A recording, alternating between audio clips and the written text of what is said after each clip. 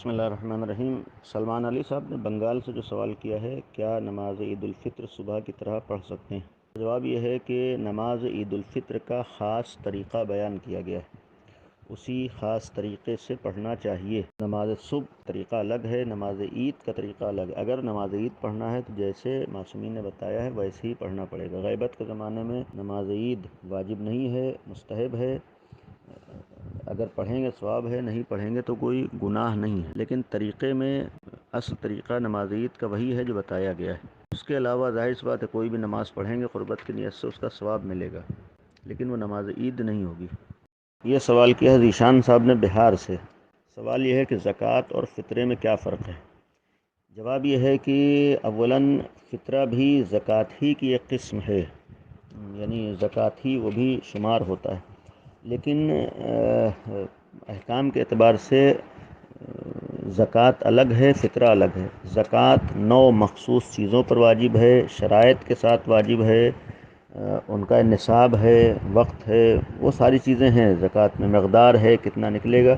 لیکن فطرہ اس کو کہتے ہیں کہ جو عید کے دن یعنی ماہ رمضان کے بعد پہلی شوال کو جو انسان کے اوپر چاہے چھوٹا ہو بڑا ہو جیسا بھی ہو، ہر شخص کے اوپر فطرہ واجب ہوتا ہے۔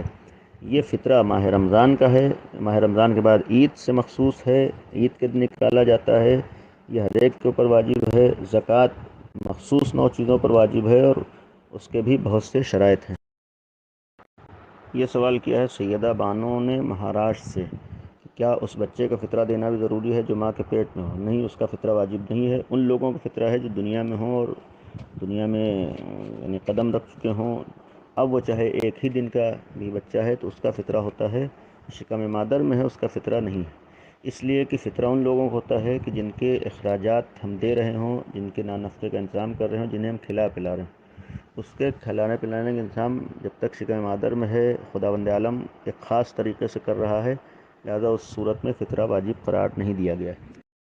کیا ہے ریان علی صاحب نے جھارکھنڈ سے کہ عید کے دن نماز اور معانقہ کرنے کے بعد مولا علی پر گریہ و ماتم کر سکتے ہیں؟ اس کا جواب یہ ہے کہ اہل بیت پر اور بالخصوص مولا علی پر اور امام حسین پر گریہ کرنا اور مصائب پڑھنا اور آنسو بہانا کوئی حرج نہیں۔ ہر دن رو سکتے ہیں، گریہ کر سکتے ہیں، مصائب پڑھ سکتے ہیں، عزاداری کر سکتے ہیں، اور عید کے دن امام حسین کی زیارت پڑھتے ہی ہیں، امام حسین کی زیارت کا ثواب ہے، کربلا جانے کا ثواب ہے، تو گریہ کرنے میں، عزاداری کرنے میں کوئی حرج نہیں ہے۔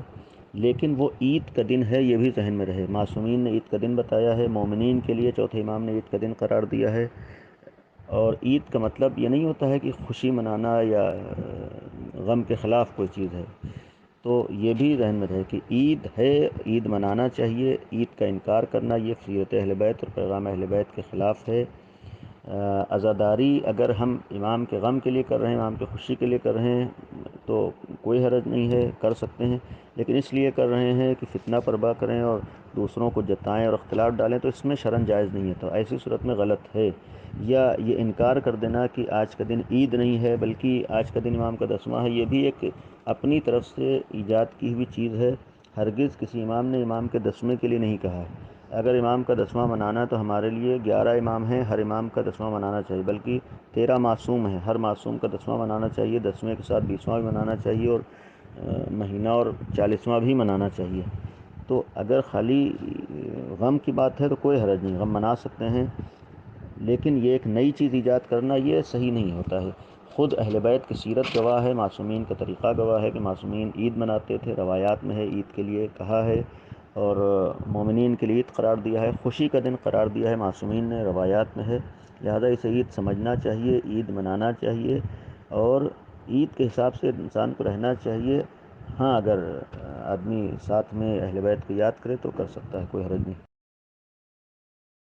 ایک سوال کیا ہے احمد علی صاحب نے بکسر بہار سے کہ کیا مسجد کی تعمیر یا مرمت میں حصہ لینے کے لیے فطرہ استعمال کیا جا سکتا ہے؟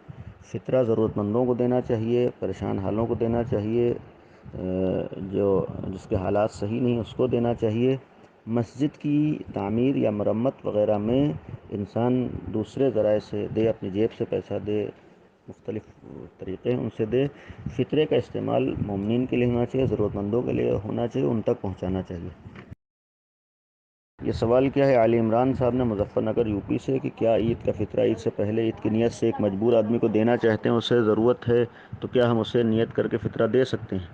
یہ فطرہ واجب ہوتا ہے شب عید میں، چاند جب نکل آئے اس کے بعد فطرے کا وقت وہیں سے شروع ہوتا ہے، لیکن اس میں جو اجازت دی گئی ہے کہ عید سے پہلے بھی انسان جتنا اندازہ ہے نکلنا ہے وہ دے سکتا ہے، لیکن اس کا طریقہ یہ ہے کہ اگر مدد کر رہا ہے، ضرورت مند موجود ہے، اسے دے رہا ہے تو شب چاند رات میں فطرہ نکالے گا، وہ جو رقم اس نے دی ہے بعنوان قرض دے گا، اپنے ذمے گویا قرض لے گا، وہ مدد کر دے گا، دے دے گا، اور جب چاند رات ہو تو فطرہ جو نکالنا ہے وہ فطرہ نکالنے کے بعد پھر اسے اپنے قرض جو دیا تھا اسے واپس لے لے، یہ ہو سکتا ہے، یہ طریقہ ہونا چاہیے۔ یہ سوال زمان علی صاحب نے چندن پٹی سے کیا ہے کہ فطرے کا پیسہ کسے دے سکتے ہیں؟ دوسرا سوال ہے کیا فطرے کا پیسہ چاند رات کو نکال سکتے ہیں؟ فطرے کی رقم مخصوص ہے افراد کے لیے جو ضرورت مند ہوں، مستحق ہوں، پریشان حال ہوں، مومنین ہوں، ان کو دینا چاہیے فطرے کی رقم، اور اگر نکالنے والا غیر سید ہے تو سید کو نہیں دے سکتا ہے، لیکن اگر نکالنے والا سید ہے تو سید کو دیا جا سکتا ہے۔ کوشش کرنا چاہیے کہ ضرورت مند ہو، پریشان ہو، اور بہرحال مومن ہو، حتی الامکان کوشش کریں گناہوں سے بچتا ہو، لیکن ضرورت مند اگر ہے تو دے سکتے ہیں۔ اور دوسری چیز ہے کیا فطرے کا پیسہ چاند رات کو نکال سکتے ہیں؟